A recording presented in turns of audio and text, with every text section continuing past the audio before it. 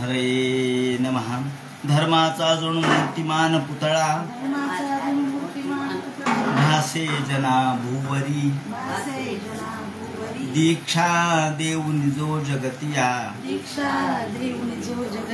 बद्धासहो उद्धरी वाणीने वदता भागवती कथा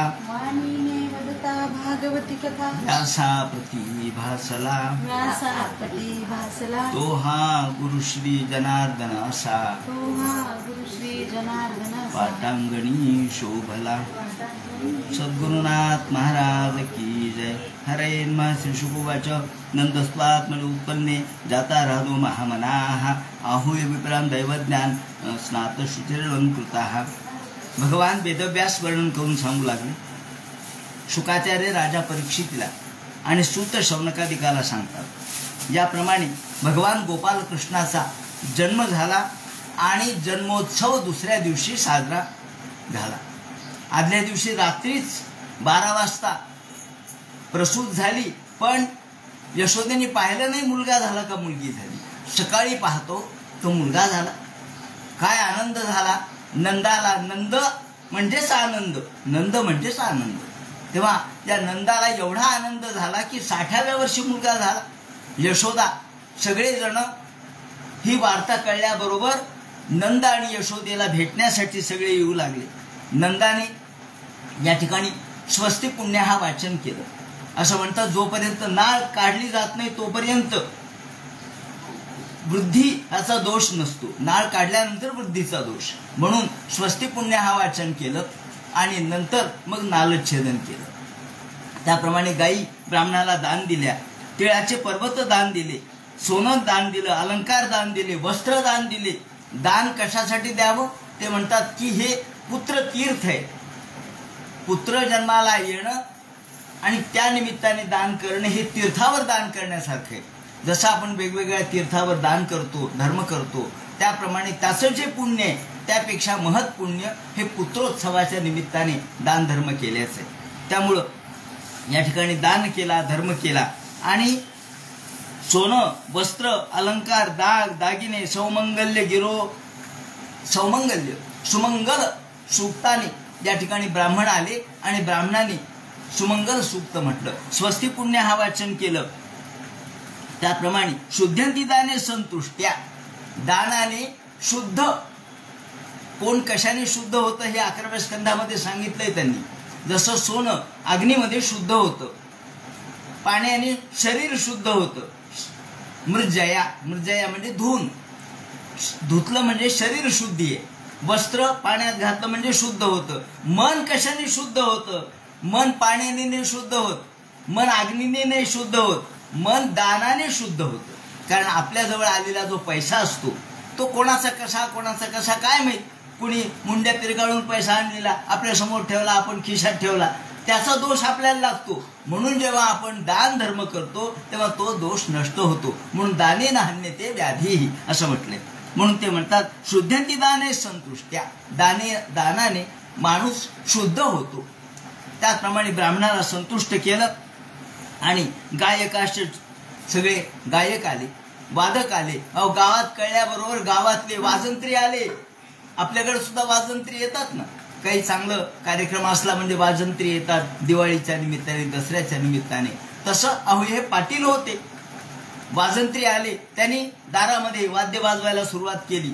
त्याचप्रमाणे चंदनाचे सडे टाकले, सगळीकडे तोरणं लावले, सगळीकडे सुंदर अशा प्रकारच्या रांगोळ्या काढल्या, कलश भरून ठेवले, फुलांनी सगळा पूर्ण गाव सजवलं आणि व्रज समृष्ट संसिक्त प्रत्येक घराघरामध्ये त्यांच्या घराच्या दारासमोर सुंदर अशा प्रकारच्या रांगोळ्या काढलेल्या होत्या।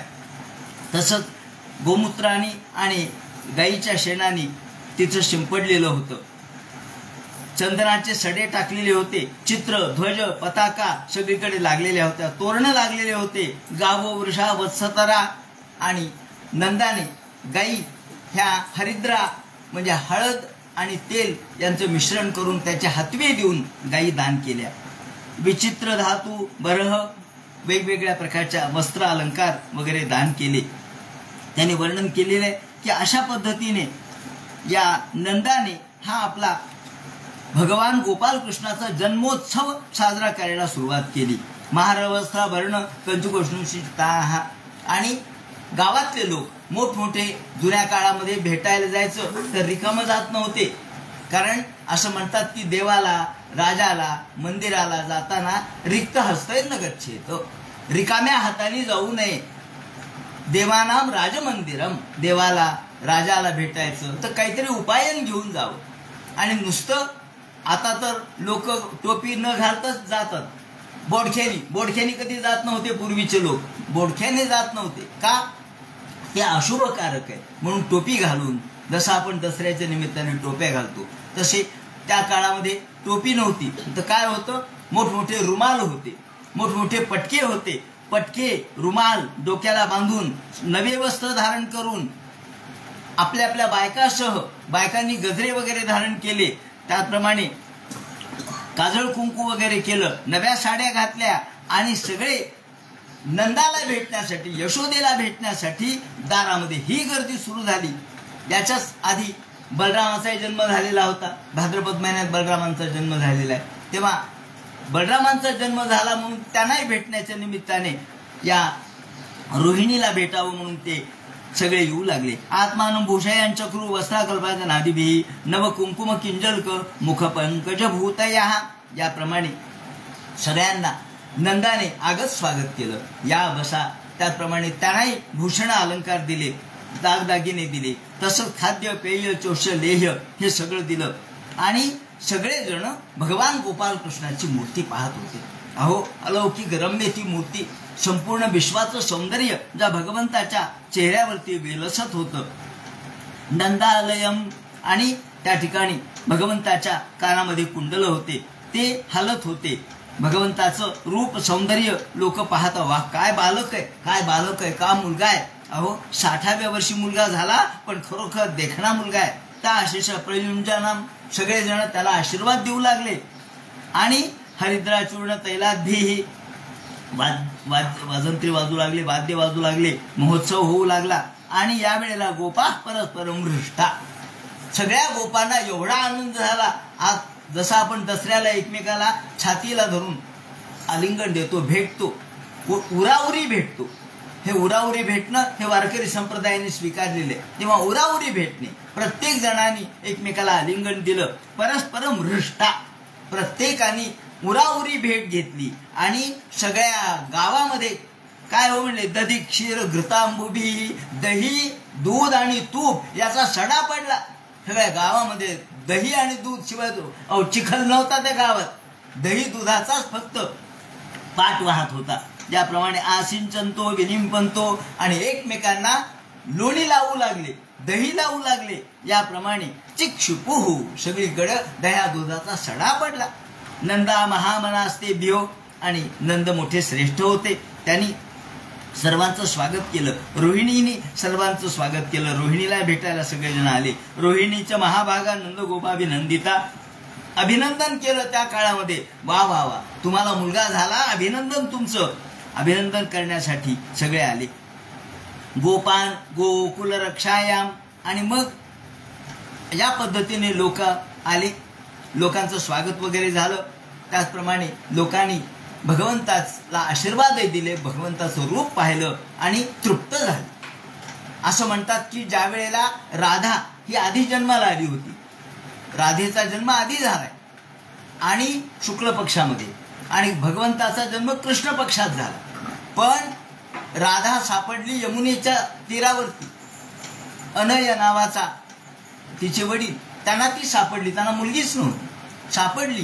पण ती डोळेच उघडत नव्हती.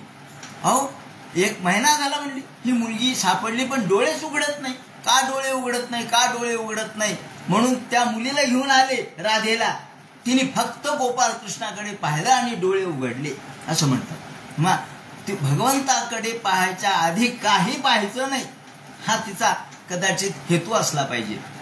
भगवंताला सस्वरूप पहिल्यांदा पाहायचं आणि मग जग पाहायचं. सगळ्यांना आनंद वाटला. याप्रमाणे आणि मग सगळे नंदाला आशीर्वाद देऊन, नंदाला नमस्कार करून कृष्णाला आशीर्वाद देऊन, बलरामाला आशीर्वाद देऊन सगळेजण आपापल्या घरी गेले. इकडे नंद म्हटले, अरे बरेच दिवस झाले आपला दर महिन्याला त्यांना वार्षिक कर भरावा लागत असे. म्हणजे वर्षाचा कर जसा आपण भरतो तसा कर, टॅक्स त्या महिन्यामध्ये भरायचा, वर्षाचा कर या महिन्यात भरायचा. तर तो महिना आला. महिना आता श्रावण महिनाच होता. म्हणजे वार्षिक कर भरायचा आहे आणि मग पुन्हा पुढच्या वर्षीचा कर. सगळा कर गोळा केला. याच्याकडे काय ड्युटी होती तर सगळ्या गावातला दुधादह्याच्या विक्रीचा कर यांनी जमा करायचा आणि तो कंसाला द्यायचा. हे पाटलाचं काम. याप्रमाणे तो कर गोळा केला आणि आता जायचं म्हणून गेले. इकडे भगवान गोपालकृष्ण आता 1-2 दिवसाचे झालेले होते, 4-8 दिवस झाले असतील कदाचित. आणि वसुदेव उपश्रुतीय कर भार वगैरे भरला. आता महत्वाचं काम काय, राजमंदिरात जायचं, टॅक्स भरायचा, नियमाप्रमाणे पावती घ्यायची. आता काम संपलं. मग आता म्हणले आपण आलोच आहेत तर आपण वसुदेवाला भेटावं. कारण वसुदेव यांची मुलं मारली गेले पण इतक्या दिवसात भेट झाली नाही म्हणून जावं. वसुदेव उपश्रुतीय, वसुदेवाच्या भेटीच्या निमित्ताने नंद त्यांच्याकडे आले. वसुदेवाला कळलं की हे करभार भरण्यासाठी आलेले. कळल्याबरोबर समोर आले नंदाने त्यांना नमस्कार केला. दोघांनी एकमेकांना नमस्कार केला, दृढ आलिंगन दिलं. तम दृष्ट्वा सहसोत्थाय, पाहिल्याबरोबर उभे राहिले वसुदेव. आणि त्यांनी शब्द असा वापरला, देह प्राणमिवागतम, जणू काही आपल्या देहातला प्राणच परत आला. जणू काही वसुदेव म्हणजे आपल्या देहातला प्राण आहे, नंद म्हणजे आपल्या देहातला प्राण आहे असे एकमेकांना वाटत होतं. तेव्हा वसुदेवाला वाटलं, नंदाला पाहिलं की आपला प्राण आला. कावा यांचा मुलगा तिकडं होता ना, याची एक शेवटी अंतःकरण होतं, आपलं काळीच त्यांच्याकडे आहे. मग प्रियतमो, दोघांनी अत्यंत प्रेम होतं खरं, दोघांचे मित्रप्रेम होतं. दोघे एकमेकांच्या मध्ये गप्पा मारू लागले, प्रेमाने विव्हल झाले. आणि मग नंद म्हणतात, वसुदेवा अहो तुमचे एवढे मुलं मारले. वसुदेव म्हणतात, हो ना, तो कंस एवढा दुष्ट आहे, त्याने इतके मुलं मारले. अहो म्हणले एक मुलगी ती राहिली होती, तिला सुद्धा मारलं. आता हे खरं म्हणजे वसुदेवाला आणि देवकीलाच माहित होतं की मुलगी झाली नाही, मुलगा झाला. पण हे गुप्त ठेवायचं. दशगोप्यानी कारयेत असं म्हटलंय, 10 गोष्टी गुप्त ठेवाव्यात. तर त्या 10 गोष्टीपैकी आपल्या जवळचं धन सुद्धा गुप्त ठेवा म्हणून सांगितलंय. धन किती आहे सांगू नये. पगार किती हो तुम्हाला आहे, किती आहे सांगा ना. नाही आहे, आहे म्हणजे किती सांगत नाहीत लोक. का, गुप्त ठेवावा असं नियम आहे. दशगोप्यानी कारयेत. तर ही देखील गुप्त गोष्ट होती, कुणाला पत्ता नव्हता. तेव्हा वसुदेव म्हणले, हो ना, एक मुलगी राहिली, ती सुद्धा, एक मुलगी सुद्धा कंसाने शेवटी मारली. हो म्हणले, किती दुःख तुमच्यावरती कोसळलं. आणि मग एकावशिष्टावर ज्या कन्याशापी दिवंगता. हो म्हणले, ती एक शिल्लक राहिलेली मुलगी ती कंसाने मारली. काय म्हणले, काय तुमचं दैव आहे, तुमच्या दैवामध्ये एवढे मुलं होऊन एकही मुलगा तुमच्या जवळ राहिला नाही. सगळे कंसाने मारले. अदृष्ट महात्मनस्तत्वम, हे सगळ्या अदृष्टाचा खेळ आहे, हा सगळ्या दैवाचा नशिबाचा खेळ आहे. काय करावं, याप्रमाणे एकमेकांच्या सुखदुःखाचा विचार करू लागले. आणि करता करता वसुदेव म्हणतात, वार्षिक कर भरला का. हो म्हणले, वार्षिक कर भरला. मग आता भरला असेल तर लवकरात लवकर तुम्ही गोकुळ गाठा, लवकरात लवकर जा. का, नेहस्ते बहुतिथम, फार वेळ इथे थांबू नका, फार वेळ घालू नका. संत्युत्पाताश्च गोकुले, कदाचित गोकुळामध्ये उत्पात होण्याची शक्यता आहे, मोठे काहीतरी भयानक अशा प्रकारची गोष्ट होण्याची शक्यता आहे. त्यामुळे तुम्ही काही थांबू नका. इथे नंदादय गोपाः, जा बरं लवकर, आता माझी भेट झाली, लवकर जा, आपलं गाव जवळ करा असं म्हणून सांगितलं. हे निघाले. शुकाचार्य म्हणतात, नंद पथिवच शौरेर. आणि इकडे नंद रस्त्याने जाता जाता विचार करू लागले, अहो आपल्या गोकुळामध्ये उत्पात होतील असं का म्हणाले असतील बरं वसुदेव. काही कळायला मार्ग नाही. विचार करू लागले. फक्त मृषेती विचिंतन, विचार करू लागले. विचिंत म्हणजे चिंताग्रस्त होऊन विचार करू लागले की अरे असं का म्हणले असतील. हरिम जगाम शरणम उत्पातागम शंकिता, काहीतरी उत्पात होतील, काहीतरी भयानक होईल असं का बरं म्हणले असतील. कंसेन प्रेता घोरा. तेवढ्यात इकडे काय झालं, कंसाने सर्वांची बैठक घेतलेलीच होती आणि सांगितलं होतं की कोण या ठिकाणी हा विडा उचलतं. असं म्हणल्यानंतर बालघातीने असणारी पूतना पहिल्यांदा म्हटली मी उचलते, हा विडा मी उचलते. या 8 दिवसात महिन्याभरात जे जे लहान लहान लहान मुलं जन्माला आले असतील ते सगळे माझ्या विषयाने मी ठार करते. मी मायावी, माझ्या सगळ्या प्रकारच्या युक्त्या माझ्याजवळ आहेत, सगळ्या विद्या मला येतात आणि मी माझ्यावरती सोपवा, तुमचा शत्रू ठार झालाच म्हणून समजा. असं म्हणल्याबरोबर सगळे म्हणले हरकत नाही आणि निघाली. त्या ठिकाणी या महिन्याभराच्या काळात जेवढे जेवढे लहान लहान लहान मुलं आहेत त्या गावात, बाजूच्या गावात, शेजारच्या गावात, तिथे तिथे प्रत्येक घरात जाऊ लागली आणि जाता जाता कंसेन प्रेता घोरा पूतना बालघातिनी, तिला पूतना असं नाव आहे, ती राक्षसीच होती. आज पूतना नावाचा एक रोग आयुर्वेदात सांगितलेला आहे. लहान मुलांना तो होतो, फेफर येतात किंवा चक्रा येतात, तोंडा नाकातून पाणी येतं, उलट्या होतात. त्याप्रमाणे त्यांना असं भय वाटल्यासारखं होतं. हे सगळं रोगाचे लक्षण आहे. पूतना नावाचाच एक रोग आहे. तर तो त्या काळापासून अस्तित्वात आला आणि ही निघाली. शिशुंश्चचार निघ्नंती पुरग्राम व्रजादिषु न यत्र श्रवणादीना, आणि ती निघाली. प्रत्येक गावागावामध्ये जाऊन, प्रत्येक ठिकाणी जाऊन, प्रत्येकाच्या घराघरात, झोपडीत सगळीकडे जायचं आणि योषित्वा मायया, माईक असं रूप धारण करायचं, मोठं नटून थटून असं जायचं. गेल्यानंतर दाखवायचं की मी तुमची पाहुणी आहे. लोक म्हणायचे पाहुणी? बरं, पाहुणी तर प्रेमाने बोलवायचं, जवळ जायचं, आसपास आधी त्यांच्या नावाची खात्री करून घ्यायची आणि मग त्या नावाने बोलवायचं.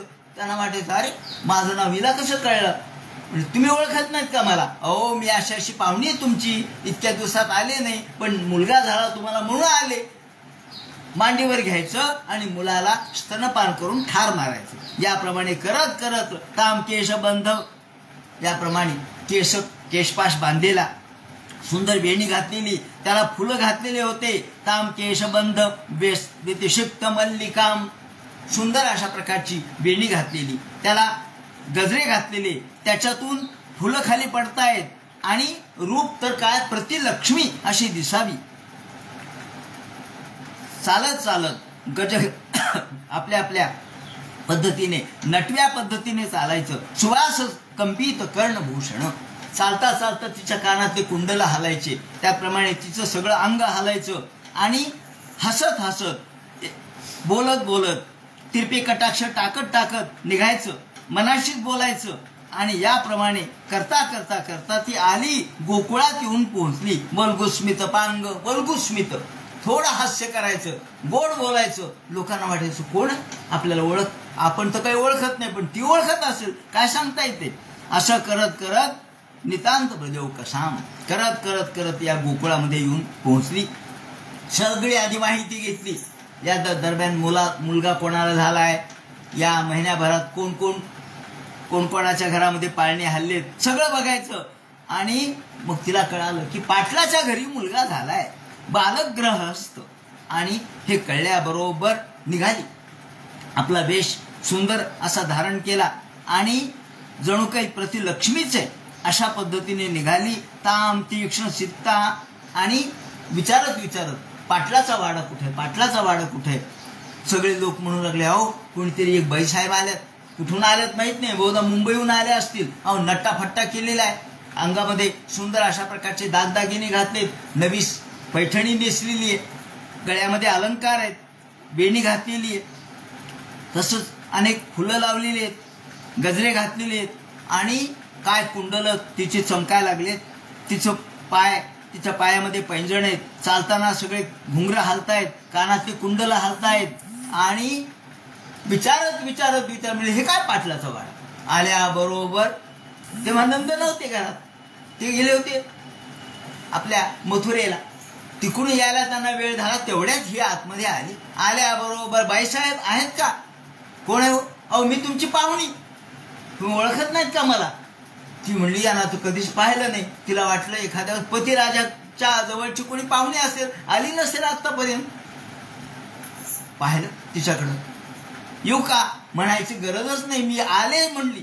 मला तुमचा पोरगा बघायचा, तुम्हाला बाळ झालं म्हणे. अहो इतक्या वयाच्या नंतर तुम्हाला मुलगा झाला, काय आनंद झाला म्हणे. तिला आनंद झाला म्हणे. आणि तिने आपल्या पूर्ण स्तनामध्ये विष ओतून ठेवलेलं होतं आणि पाळण्यामध्ये भगवान झोपलेले होते. विबुध्यताम बालकमारिका ग्रहम, पाळण्यामध्ये झोपलेले होते. आणि यशोदा पाळण्याची दोरी हलवत होती. त्या ठिकाणी ते पाळणा हलत असताना ती दोरी तिने हातात घेतली. मी देते म्हणे दोरी, मी देते पाळणा. मला लहान मुलं फार आवडतात. मला लहान मुलं पाहिलं की त्यांना जवळ घ्यावंसं वाटतं. त्याचप्रमाणे त्यांना स्तनपान द्यावंसं वाटतं. आणि लहान मुलगा म्हणजे माझ्यासाठी फार प्रेममय. अहो माझ्यातलं मातृहृदय जागं होतं. त्याला काय करावं. ताम तीक्ष्ण चित्ता, मनामध्ये प्रचंड अशा प्रकारचा राग होता, मनात द्वेष होता आणि दाखवून अत्यंत प्रेम दाखवलं. भगवंतानी क्षुप्तम बुद्धी रज्जू धीही, भगवंतानी पाहिलं अरे माझ्या पाळण्याची दोरी हलवते का. हिला असं वाटत असेल की आपल्या हातात दोरी आहे, पण दोरी म्हणजे माया आहे. कारण दोरी म्हणजे ही माया असते. जी प्रेम आहे, जी दोरी आहे ती रज्जू आहे. रज्जू म्हणजे माया.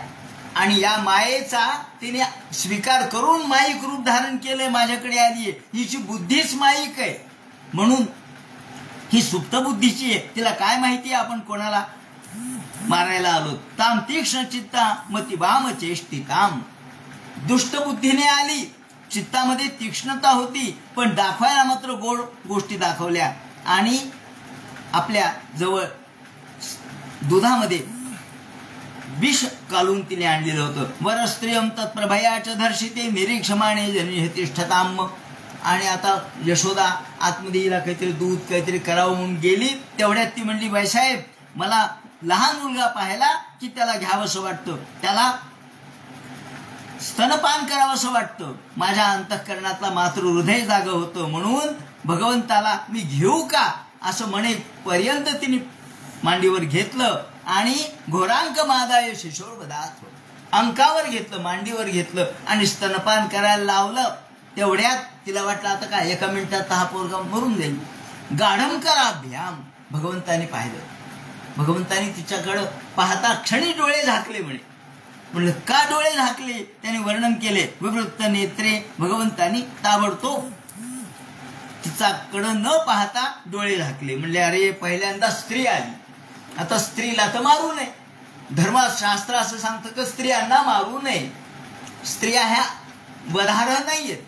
पण आता ही आली, पहिल्यांदाच आली, आता काय करावं. हिला मारावं का मारू नये. पण हिच्यामध्ये द्वेष आहे, मत्सर आहे, राग आहे. कृष्णाने डोळे एकदम बंद केले. तर डोळे का बंद केले याचं वर्णन वल्लभाचार्य म्हणतात की अविद्या होती. ही अविद्या आहे. आणि भगवान गोपाल कृष्ण हे परमात्मा आहे. परमात्म्याच्या समोर अविद्या कशी टिकल हो. परमात्म्याने जर पाहिलं तर अविद्या टिकणार नाही. म्हणून कृष्णाने डोळे बंद केले. म्हणजे हिच्याकडे पाहायचंच नको. कारण मी पाहिलं की ही नष्ट होईल, त्यापेक्षा पाहायचं नको. नंतर दुसरे असं म्हणतात की ही बालघातीनी आहे, ही टिकू शकत नाही, जघन्य कृत्य करणारी आहे. आणि आता पापिणीचं दूध मला प्यावं लागतंय म्हणून डोळे झाकले. आपण आता एखादं कडू औषध जर प्यायचं झालं तर आपण डोळे झाकतो आणि कडू औषध पितो का. म्हणजे कडू असलं तर तसं विष आहे. आता विषच मला प्यायचंय तर डोळे झाकणं भाग आहे. म्हणून विष प्यावं लागलं म्हणून डोळे झाकले. काही अभ्यासक म्हणतात की नाही, अहो हिचं दर्शन सुद्धा नको, पाप्याचं दर्शन सुद्धा नको म्हणून डोळे झाकले. आणि ती दिसायला आई आहे मात्र असायला घातकारिणी आहे म्हणून डोळे झाकले. त्याचप्रमाणे करुणादृष्टीने पाहिलं, समजा तिच्याकडे पाहिलं तर मला अंतःकरणात करुणा निर्माण होईल, प्रेम निर्माण होईल आणि मी मारू शकणार नाही तिला. म्हणून भगवंतानी डोळे झाकले. आणि भगवंतानी डोळे झाकून शिवाची आराधना केली म्हणे. का तर भगवंताचे गुरु शिव आहेत, महादेव आहेत. आणि महादेवाचे गुरु भगवान आहेत.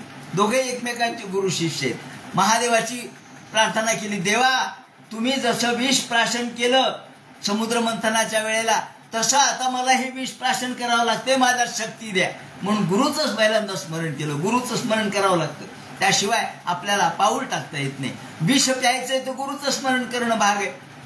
आणि म्हणून ते म्हणतात की भगवंतानी डोळे झाकले आणि डोळे झाकल्याबरोबर गाढम कराभ्याम आपल्या 2 हातांनी तिचा स्तन आपल्या हातात घेतला आणि जो पकडला, जो दाबला, त्यातून एकदम तिच्या सगळ्या अंतःकरणातून प्राण निघाले, पंचप्राण ओढले.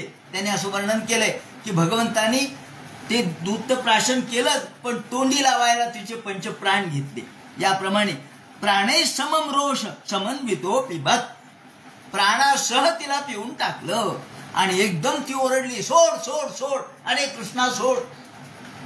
यशोदा आतमध्ये गेलेली होती, तिला कळलंच नाही. तिचा आवाज ऐकल्याबरोबर ती धावत आली आणि मुंच मुंच, सोड मला सोड. पण कृष्ण म्हणाले, मी तुला सोडण्यासाठी नाही धरलं, तू माझ्याकडे आलीस, मी तुझ्याकडे नाही आलो. आता माझ्याकडे जो येईल त्याला मी मुक्तीच देणार. माझ्याकडे जो कोणत्याही भावनेने येऊ, मी त्याला मुक्ती देणार. म्हणून ते म्हणतात की याप्रमाणे जी मुक्ती आईला दिली, जी मुक्ती गायींना दिली, तीच मुक्ती या पूतना घातिनीला दिली. त्याचं कारण असं आहे की पूतना ही जरी वाईट भावनेने आली तरी भगवंताशी समर्पित झाली. त्यामुळं विवृत्त नेत्रे चरणो भजो मोह प्रस्मिन गात्रा रोधः, आणि एकदम भगवंतानी तिच्या प्राणासह तिला तोंडी लावलं आणि एकदम धाड दिशेने ती जमिनीवर पडली, मरून पडली, मृतवत झाली. गोप्य संतुष्ट सलीला आणि एकदम भगवान तिच्या अंगावर खेळतायत. आता ते म्हणतात की भगवंतानी जेव्हा तिच्याकडे पाहिलं आणि तिने जेव्हा भगवंताला पाळण्यामध्ये असताना पाहिलं, तेव्हा एकीकडे तिला वाटलं की हा मुलगा आहे, तो आपण मांडीवर घ्यावा, आणि दुसरीकडे लक्षात आलं की नाही, याला ठार मारायचे. म्हणून या 2 वृत्ती एका वेळेला झाल्या. ते म्हणतात की 2 वृत्ती एका वेळेला काय झाल्या तिच्या. लहान मुलगा म्हणून प्रेमाने जवळ घेतलं, मांडीवर घेतलं, आणि आता ठार मारायचं म्हणून आपलं विष त्याला दिलं. मग एकाच वेळेला प्रेम आणि राग या 2 वृत्ती का झाल्या. ते म्हणे ही पूर्वीच्या जन्मामध्ये बलीची मुलगी होती, रत्नमाला तिचं नाव, बलीच्या घरी होती. वामन आले आणि वामना पाहिल्याबरोबर सगळ्या वामनाकडे बघून सगळे थक्क झाले आणि 5 वर्षाचं लेकरू तेजपुंज पाहिल्याबरोबर तिला वाटलं असा मुलगा आपल्याला असावा. वामनाकडे पाहिल्यावर पुत्र भावना निर्माण झाली, असा मुलगा असावा. आणि जेव्हा भगवंतानी वामनाला पाताळात घातलं, त्याच्या डोक्यावर पाय, वामनाने बळीच्या डोक्यावर पाय दिला, त्यावेळेला तिला एकदम राग आला, त्याला आत्ताच्या आत्ता ठार मारावं असं वाटलं. एकाच वेळेला मुलाची भावना आणि ठार मारावा म्हणून शत्रूची भावना निर्माण झाली. ती रत्नमाला या जन्मामध्ये पूतना झाली. म्हणून तिला एका वेळेला प्रेम आणि दुसऱ्या बाजूला राग, अशा 2 भावना तिच्यामध्ये 2 प्रवृत्ती निर्माण झाल्या, पुत्र प्रवृत्ती आणि शत्रू प्रवृत्ती. याप्रमाणे तिच्यापासून भगवान अलग नाही झाले, तिच्या अंगावरच खेळू लागले आणि एकदम तिचा देह किती लांब, 6 योजन लांब पडला. आणि सगळेजण शोधायला लागले, अरे काय हे काय हे. तिच्या सगळ्या देहाने झोपड्या पडल्या, झाडं पडले, त्या ठिकाणच्या डोंगरावर ती सगळी अस्ताव्यस्त पसरली आणि एकदम कटी तटम जठरम हयास्याहा. भगवान कुठे. अरे म्हणले तिच्या पोटावर छातीवर खेळतायत. उचललं कृष्णाला आणि एकदम कृष्णाचे कान फुंकले. कृष्ण म्हणाले रामरक्षा. कृष्ण म्हणले अहो माझीच रक्षा मला लावतं का. रामरक्षा म्हणली. गाईचे शेपूट आणलं, कृष्णावरून ओवाळलं, त्याप्रमाणे गोमूत्राने स्नान त्याला करवलं. का याला भय वाटला असेल, भीती वाटली असेल म्हणून सगळेजण कृष्णाच्या भोवती आले आणि श्वेत द्विपत्युस्तीनं मनोयोगेश्वरो होतो आणि रामरक्षा वगैरे केली. कृष्णाने सगळ्यांचं रक्षण करावं. इंद्रियाने ऋषिकेश प्राणा नारायणो. प्राणाचं नारायणाने रक्षण करावं, इंद्रियाचं ऋषिकेशाने रक्षण करावं, श्वेतद्वीपपतींनी त्यांचं मनाचं रक्षण करावं. याप्रमाणे कृष्णाला अंगारा लावला. कृष्ण गर्भस्तुते. ते म्हणले, कृष्ण म्हणले माझेच नाव आहेत सगळे, माझ्याच नावाचा मलाच अंगारा लावता का. असू दे आता. डाकिन्यो यातुधान्यश्च. याप्रमाणे डाकिनी, शाकिनी, यातुधान, भूत, प्रेत, पिशाच, कोटरा, रेवती, ज्येष्ठा, पूतना, मातृका यांच्यापासून कृष्णाचं रक्षण व्हावं म्हणून सगळ्यांनी कृष्णाला अंगारा लावला आणि स्वप्नदृष्टा याप्रमाणे कृष्णाची दृष्ट काढली. त्याही काळात दृष्ट होती बरं का. त्याप्रमाणे दृष्ट काढली आणि कृष्णाला बाजूला नेलं. आता म्हणली ही कोण होती? म्हणली राक्षसी. बाबा ही आली होती कशाला? सगळे म्हणले अहो तुम्ही हिला आतमध्ये घेतलं कसं? यशोदा म्हणजे आम्हाला काय माहिती, ही नट्टाफट्टा करून आली. आणि ती म्हणली आम्ही पाहुणे आहेत कोण तुमचे. तेवढ्यात नंद या गोकुळात आले, प्रविष्ट झाले. सगळे लोक म्हणले ओ बरं झालं नंदा तुम्ही आलात. म्हणले काय झालं? पहा ना एवढी मोठी राक्षसी, 6 कोस देह तिचा पडला. मग त्यांच्या लक्षात आलं वसुदेव म्हणले होते तर बरोबर आहे, आनक दुंदुभी हेही आनक दुंदुभी म्हणले होते की उत्पात होणार आहे, तर झालाच उत्पात. कलेवरम. आता हिचं काय म्हणले? कलेवर जाळायचं कसं? म्हणजे तुकडे करा. तिचे तुकडे केले, तुकडे करून जाळ्याला सुरुवात केली आणि जाळ्याबरोबर सगळीकडं त्याचा सुगंध पसरला, चंदनासारखा सुगंध. लोक म्हणले अरे चंदनाच्या लाकडासारखा सुगंध पसरलाय. अहो भगवंताचा स्पर्श ज्याला झाला ते सुगंधी झालं. ज्याला भगवंताचा स्पर्श झाला तो मुक्त झाल्याशिवाय राहत नाही. आणि तिचा हा जो देह आहे पंचमहाभूताचा कलेवर ते सुद्धा सुगंधी झालं, चंदनासारखा वास सगळीकडे पसरला. त्याने वर्णन केलेलं आहे याप्रमाणे. आणि सगळ्यांनी आश्चर्य व्यक्त केलं. त्यानंतर नंद स्वपुत्र मादाय, नंदाने आपल्या मुलाला जवळ घेतलं, त्याच्या अवघ्राण केलं, त्याला कडेवर घेतलं, त्याच्या मस्तकावघ्राण करून त्याचा चुंबन वगैरे घेतलं. म्हणले अरे हे लेकरू वाचलं, बरं झालं. आता यानंतर ते म्हणतात राजोवाच येनावतारेण भगवान हरिश्वरा करोति कर्ण रम्यानी मनोज्ञानित न प्रभो. याप्रमाणे शुकाचार्यांनी सांगितलं की एकदा यांचं भगवंतानी काय केलं हे सांगत असताना प्रत्यक्ष गर्ग आले. आणि गर्ग आल्यानंतर गर्ग मुनी होते, ऋषी होते, गर्गाचारी होते.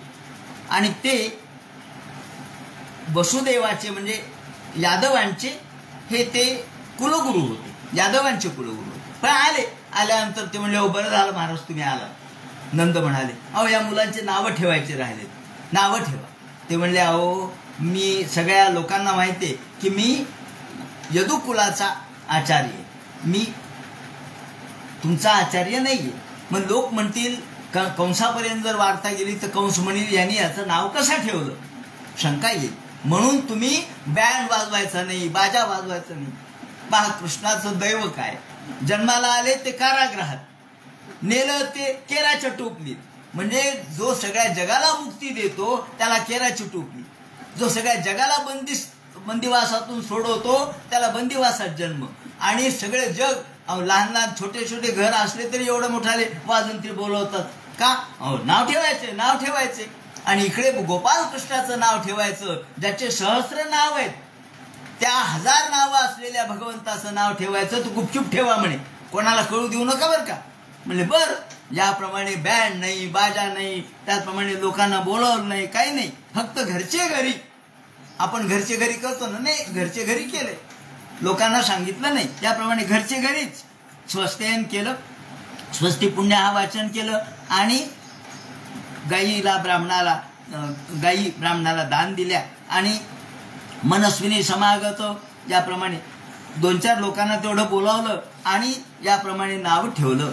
नाव ठेवल्यानंतर म्हणले हे तुम्हाला सांगतो की भगवंत याला हा मोठा आहे, याला बलराम असं म्हणतात, बळाने श्रेष्ठ आहे म्हणून याला लोक बलराम म्हणतील. आणि हा जो दुसरा आहे तो काळा आहे. आणि मग मोठ्या कौशल्याने सांगितलं की हा कधी पांढरं रूप धारण करतो, कधी पिवळं रूप धारण करतो, कधी लाल रूप धारण करतो, यावेळेला तो काळा आहे. नंतर म्हणले हे काय बोलले काय की, पण इदानीम कृष्ण सांगत या काळामध्ये तो कृष्ण झाल्यामुळं याचं नाव कृष्ण, याप्रमाणे कृष्ण नाव ठेवलं. याला अनेक नावं होतील म्हणले, याप्रमाणे याला काही एक नाव नाही, याला अनेक नाव होतील म्हणून तेही सांगितलं.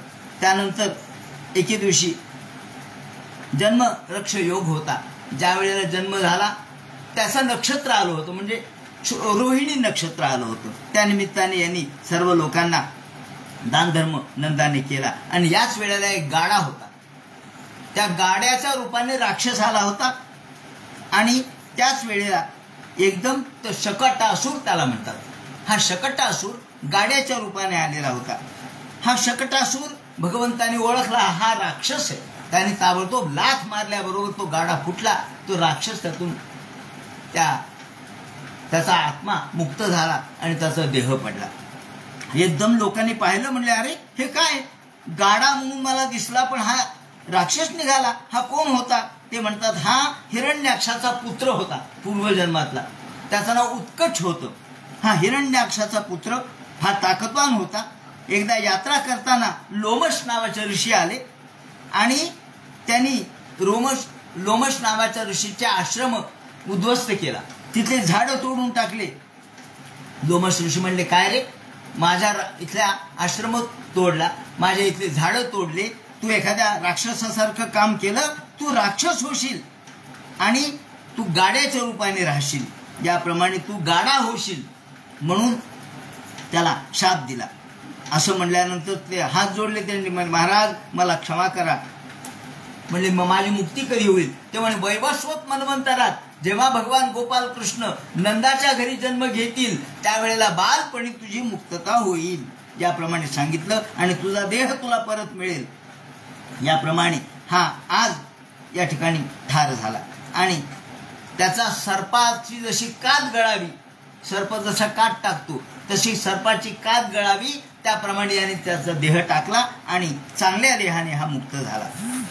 याप्रमाणे त्यांनी सांगितलं की तृणावर्त ऐकला कसा आला त्याचं वर्णन करताय. एकदा ही यशोदेनी भगवंताला मांडीवर घेतलं होतं आणि स्तनपान करीत होती. तेवढ्यात एक तृणावर्त वाऱ्याच्या रूपाने आला.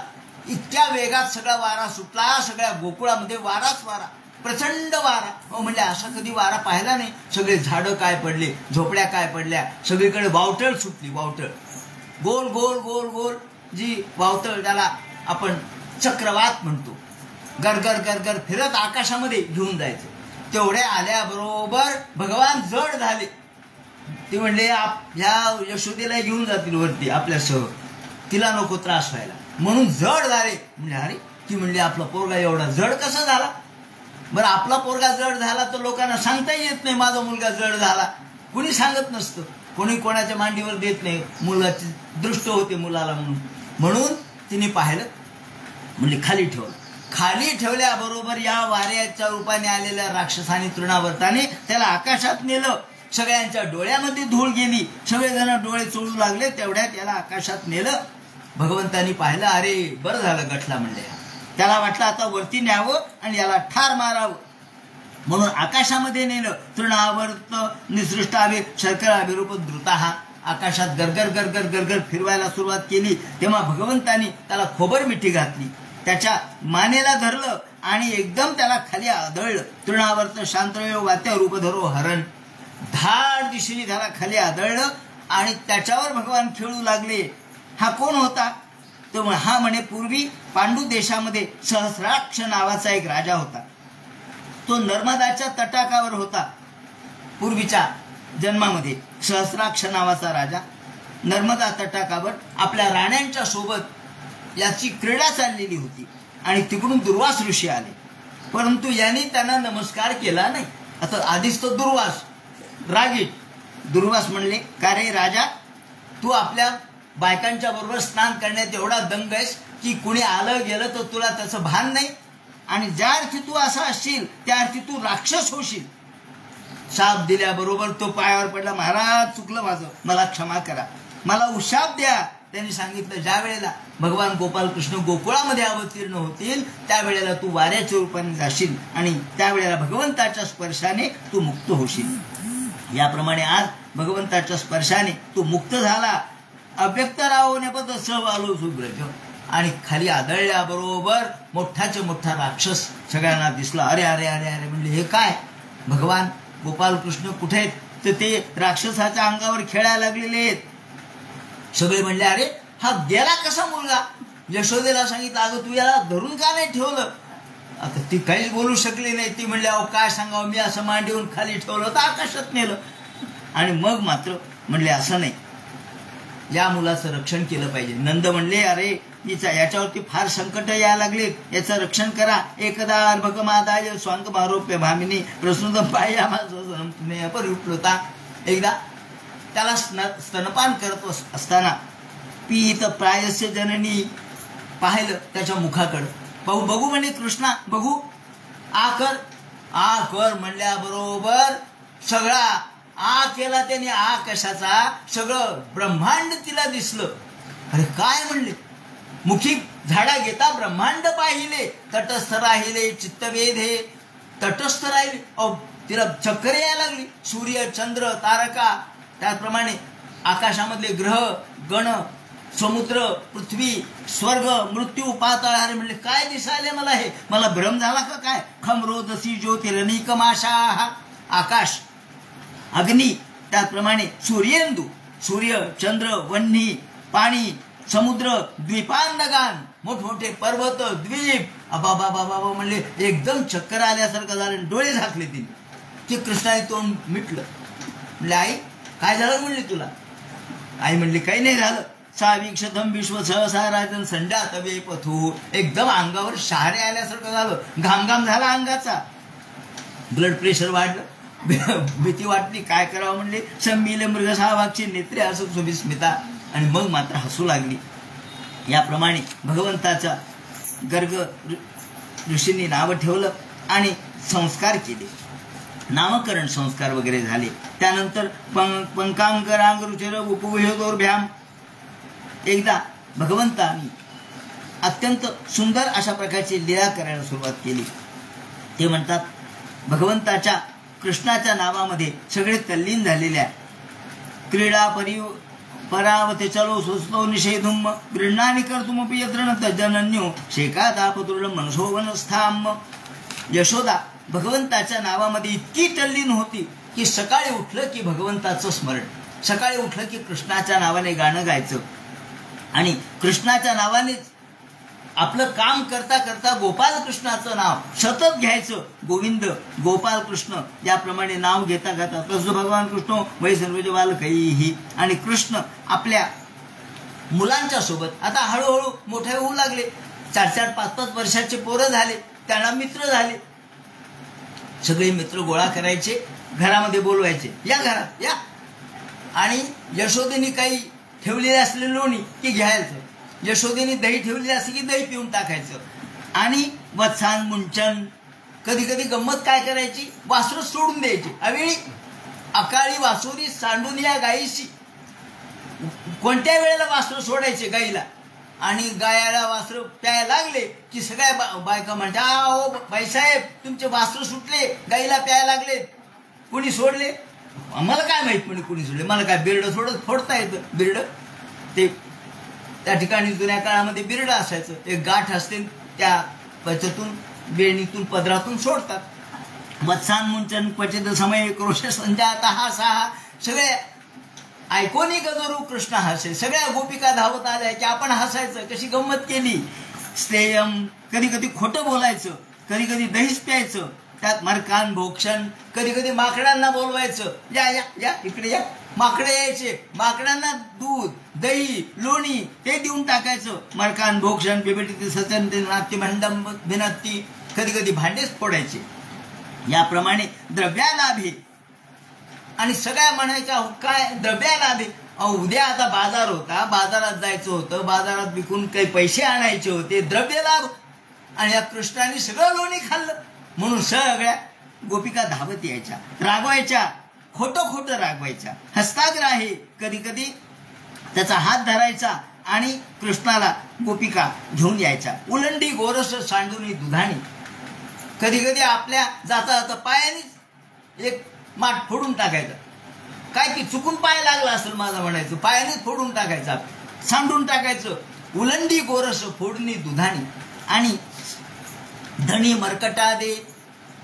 काही गोपिका आल्या की म्हणायचं की हसायचं आपण त्यांच्याकडे बघून. कृष्ण दापिनारी चोरट्या म्हणून. सगळ्या गोपिका म्हणायचं हा चोरटाय, हा चोरटाय, यांनी चोरला आमचं नाही. आम्ही कशाला चोरू, मला काय कमी आहे का म्हणेन दही दूध चोरायला, मी तुमच्या घरी कशाला येऊ. कृष्ण दापिनारी चोरट्या म्हणून घरच्या घरधणी कृष्ण सत्य. तो म्हणाला मी तर घरीच आहे, मी कुठं तुमच्या घरी आलो. याप्रमाणे गोपाळाशी खुणा, गोपाळाला सांगायचं त्या घरामध्ये माठ ठेवले तर का भरून, तिथं जा आणि घेऊन या. याप्रमाणे गोपाळाशी सांगे ग्रहाची सांगे. सकाळी उठायचं, गोपिका उठायच्या आत, गोपिकांनी सडा रांगोळी केलेली गोपिका आतमध्ये गेल्या की तिथं आपली रांगोळी करून ठेवायची. ते मलमूत्र विसर्जन करायचं आणि बाहेर गोपिका आल्या की म्हणायचं हे काय हो, कुणी केलंय? ते म्हणतात समार्जय हा गे हा माझी, ज्या घडी नातुळे गोरस कृष्णाशी, कृष्ण त्या ग्रहाशी आग लावी, पालकी मंचिकी निद्रिस्ते लेकुरे. कधी कधी गोपिका त्यांना त्रास द्यायच्या, तर मग म्हणायचं थांबा आता याचं उट्ट काढू आपण. पाळण्यामध्ये लेकर झोपून गोपिका पाळण्याला जायच्या. या हा जायचा कृष्ण गोपाळांच्या सोबत आणि त्यांना चिमटे घ्यायचा हळूच. त्या उठवायचं, रडायचं लेकरू आणि मग सांगायचं अहो तुमचं लेकरू उठलंय. अहो कस काय हो, आता तर झोपवलं होतं. पण सांगायचं नाही मी चिमटा घेतला म्हणून, हळूच जाऊन चिमटा घ्यायचा. आणि मग गोपिका पळत आल्या की हसायचं. याप्रमाणे भगवंतांनी अनेक लीला करायला सुरुवात केली. एकदा क्रीडमानसे रामाद्या गोपधारका, आणि एकदा याप्रमाणे ह्या सगळ्या गोपी क्रीडा भगवंतांनी कशी केली ते सांगायला लागले. सकाळी यशोदा उठली आणि कृष्ण भगवंताचं नाव घेत घेत गोपाल कृष्णाचं गीत गात गात दधिमंथन करू लागली. आणि सकाळी सूर्योदयाच्या आत दही घुसळलं म्हणजे लोणी येतं. पुन्हा एकदा सूर्य उगवला की मग त्यामध्ये उष्णता निर्माण झाली की मग ते दही लोणी मिळून येत नाही. म्हणून लवकरात लवकर उठली, 4:30ला उठली, सगळं आवरलं, स्नान बिन केलं, आपल्या गजरा माळला, तो डोक्यामध्ये घातला, चांगल्या प्रकारची साडी घातली, बेणी घातली आणि कमराला कंबरपट्टा, पायामध्ये घुंगरं आणि चाळ. या पद्धतीने एक मोठा रवी, जुन्या काळात रवी मोठा असायचा, खांबाला बांधलेला असायचा आणि त्याला दोरी बांधलेली आणि मोठाच्या मोठा माठ, त्याला दधिमंथन करायला लागली. एवढ्यात कृष्णाने हळूच पाहिलं, म्हणजे हे काय करते आई. मुलं असे असतात की आई जोपर्यंत झोपलेली असते तोपर्यंत उठत नाही, आई उठली की लागली उठतात मागच, की लागली मागच उठला. आणि मग कृष्णाचं गीत गात गात गात ही दधिमंथन करत होती. कृष्ण उठला, आई आई आई मला घे, आई मला घे. आता कृष्ण तर रडू लागला आणि हिला वाटलं की आता लवकर मंथन करावं आणि मंथन करून लोणी काढावं आणि मग त्याला घ्यावं. तिलाही असं वाटणं स्वाभाविक होतं की पुन्हा सूर्य उगवतो, सूर्य उगवला की सगळं दही मिसळून जातं, त्यापेक्षा लवकरात लवकर आपण काम करावं. आणि संस्कृतमध्ये नवनीत एवढाच एकमेव शब्द नाहीये, ज्याला ताजं लोणी असा आपण शब्द आज वापरतो. त्या ताज्या लोण्यासाठी त्यांनी संस्कृत साहित्यामध्ये जो शब्द वापरलाय तो एकदम ताजं, त्या शिळ कालचं असं लोणी नव्हे, वेगळा शब्द त्यांनी मुद्दाम, आपल्या मराठीमध्ये तसा शब्द नाहीये. तेव्हा हे भगवंताच्या या चिंतनाचं वर्णन करताना त्यांनी म्हटलंय की भगवंत कशी लीला करत होते. हयवंग हयवंग हयवंग हयंगव हयंगव हयंगव म्हणजे ताजं लोणी, सासणीचं नाही. मराठीमध्ये असा शब्द नाहीये, दुसऱ्या कुठल्या साहित्यात मराठी भाषेमध्ये असण्याचं कारण नाही. हयंगव. तेव्हा हे हयंगव आत्ता निघतंय, आत्ताच्या आत्ता आपण ते काढू म्हणून यशोदा वाट पाहत थांबली आणि दधी सारखी मंथा दधीची करू लागली, रवी घुसळू लागली. कृष्ण तेवढ्यात ओरडले, आई मला घे, आई मला घे. ती म्हणली थांब कृष्णा थांब, एवढं लोणी काढते मग तुला घेते. नाही नाही नाही, मला आधी घे. तिथे कृष्णाच्या मनामध्ये आता इच्छा अशी निर्माण झाली की आईला लोण्याचं महत्व आहे, मुलाचं नाही का. लोण्याचं महत्व आहे, लोण्याचं महत्व नंतर असतं, पण लोण्यापेक्षा माझ्या मनाचं, माझं मन महत्वाचं आहे. तिने एक दूध ठेवलं होतं चुलीवरती तापायला, दूध एकीकडे तापते, एकीकडे लोण्याचे काम होते. तेवढ्यात कृष्ण उठले, मला घे म्हटल्याबरोबर तिला राग आला. कृष्ण आले आणि कृष्णाने ताबडतोब मंथा धरला, तो रवी हातात धरला. यशोदा म्हणते, सोड रवीचा हात हरी रे कान्हा, करू दे मंथना, कान्हा करू दे मंथना, कान्हा करू दे मंथना. अरे हे कान्हा, हे रवीचा हात सोड, मला एवढा मंथा करू दे, मला एवढं घुसळू दे, मग तुला मी घेते. नाही म्हणे, मला आधी घे. तिला एवढा राग आला, ती म्हणली घेते तुला, थांब. तसं ठेवलं, खाली बसली, दान दिशेने त्याला मांडीवर घेतलं. तो म्हणतो कृष्ण, अरे रागाने मला घेतेस का, थांब. त्याने तिकडं बघितलं, मागं वाकून, तिकडं दूध चाललेलं होतं. त्या अग्नीला आज्ञा दिली, यद्भयात वातिवादोयम सूर्यस्तपती यद्भयात. अहो, ज्याच्या भयाने अग्नी तापतो, ज्याच्या भयाने वारा वाहतो, ज्याच्या भयाने यमराज त्याचं तसं काम करतो, त्याच्या डोळ्याच्या पापणीवर सगळं विश्व चाललेलं आहे. अग्नीला सांगितलं, हा जे अग्नी भाड इकडे वाढला, आणि इकडे रागाने तिने घेतल्यामुळं तिकडं अग्नीनी सगळं दूध नष्ट करून टाकलं, भस्मसात केलं. अरे अरे अरे अरे माझं दूध गेलं. म्हणून तिने दान दिशेने त्याला खाली सोडलं आणि दुधाकडे पळाली. कशी दुधाकडे धावली असं वर्णन मोरपंतांनी केलेलं आहे.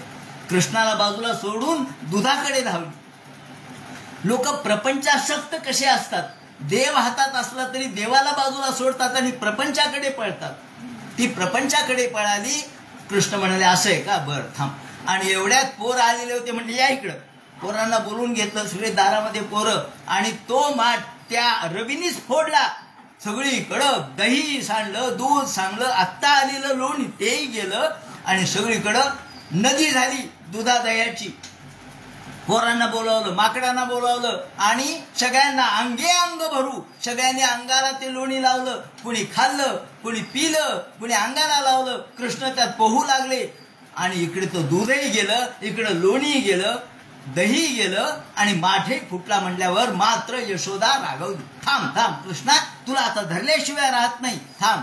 असं म्हणून त्याच्या मागे कृष्ण पुढे, यशोदा मागे, कृष्ण पुढे, यशोदा मागे. पळता ही 60 वर्षाची झालेली, स्थूल शरीर झालेलं, अनेक व्याधी, ब्लड प्रेशर आहे, त्याप्रमाणे शुगर आहे, सगळ्या अनेक प्रकारच्या व्याधी अंगाला लागलेल्या, शरीराला मध्ये शक्ती नाही, सकाळच्या दमवणुकीमुळं, त्याप्रमाणे मंथाच्या हलवण्यामुळं आधीच दमून गेलेली. पण कृष्ण तुरतुर पळत पुढे पळाले. लहान मुलगा 5 वर्षाचा, आणि ही हळूहळू काठी टेकीत, हातात काठी घेतली मात्र तिने. थांब, तुला आता धरते आणि तुला मारल्याशिवाय राहत नाही, थांब. फारच खोड्या करायला लागला का तू. कृष्ण पुढे पळतायत, ही मागं. सगळ्या गावातले, अहो यशोदाबाई काय करायला, पाटलीनबाई काय करायला, थांब त्याला धरणार आहे म्हणे मी. अहो, तो कसा धरला जाईल, कृष्ण धरला जातो का हो, परब्रह्म आहे ते धरलं जात नसतं. याप्रमाणे ती पळते, कृष्ण पुढे ती मागे. जाता दमुली, थकली, अंगातून घाम निघू लागला. सगळ्या अंगातून घाम, आपल्या डोक्यावर जे तिने वेणी वगैरे घातली होती सगळी विस्कटून गेली. सगळे फुलं खाली गजऱ्याचे खाली पडू लागले. तरी ती म्हणली, नाही, आज मी तुला धरल्याशिवाय राहत नाही. आणि असं म्हणून सागरित्वा करे कृष्णाने पाहिलं. अरे बिचारीची एवढी दमवणूक झाली, भक्ताची किती परीक्षा घ्यावी. देव भक्ताची परीक्षा घेतो, पण म्हणाले किती घ्यावी, थोडी घ्यावी, जास्त घेऊ नये. आणि मग मात्र आपण धरल्यासारखं केलं. इत्थम स्त्रीभेद सभय, आणि मग घाबरल्याचं नाटक केलं. आई आता बसून नाही. ते म्हणतात की इत्थम स्त्रीभेद सभय नयन श्रीमुखा सभय. अहो, ज्याच्याला भयात वातिवातोयम, ज्याला सगळं जग घाबरतं, जो निर्गुण निराक्षरी व्यापक सरचराचरी, तो गोपी अंकावरी खेळीत कैसा, जो सुरा अभयदानी, जो सगळ्या जगाला अभय देतो, जो सगळ्या भयाचं भय, त्यांनी भयाचं नाटक केलं. तो नाही, आई आता बसून नाही. आणि म्हणून डोळ्यामध्ये भय आणलं, घाबरल्याचं नाटक केलं, आणि डोळ्यामध्ये काजळ घातलेलं होतं. त्या काजळाचा एक पट्टा खाली आला, दुसरा काजळाचा दुसरा पट्टा खाली आला, आणि रडता एक नाकामध्ये जे होतं त्याच्या नाकाचा एक पट्टा असा आला, दुसऱ्या नाकाचा पट्टा चमचम करू लागला, आणि समोरून काळे पट्टे 2 आणि 2 चमचमणारे पांढरे पट्टे. काय कृष्ण दिसू लागले. कृष्णोमृतम. कृष्ण म्हणतात, नाही आई, मी नाही, आतापासून असं नाही करणार. भक्षित्व आणि ते मात्रे निवेदे, मी आतापासून असं लोणी खाणार नाही, असं तुला त्रास देणार नाही. नाहम भक्षितवानंब सर्वे मिथ्याविषंसेना. याप्रमाणे कृष्णाला धरलं. आणि या वेळेला कुंती तिथे होती. कुंतीने जेव्हा स्तुती केली कृष्णाची तेव्हा कृष्णाला म्हणते, कृष्णा मला तुझं ते रूप आजही दिसते. त्यावेळेला मी तिथं होते. आणि मग तिने आणल्यानंतर फरफर ओढत आणलं आणि एका उखळाला बांधलं. बस आता तुझे सगळे बांधायचे उखळाला म्हणून दोऱ्या आणल्या. आता दोऱ्या आणल्या, एक दोरी बस म्हणले, एक कमरेला बांधायची, त्याला बिरडं फोडायचं आणि इकडं उखळाला झालं. पण दोरीच पुरे ना.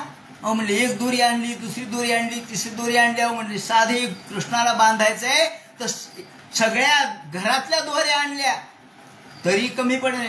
एवं स्वगेह दामानी, घरातल्या सगळे दाम संपले, दावे संपले. शेजारी गेली, दावा आहे का?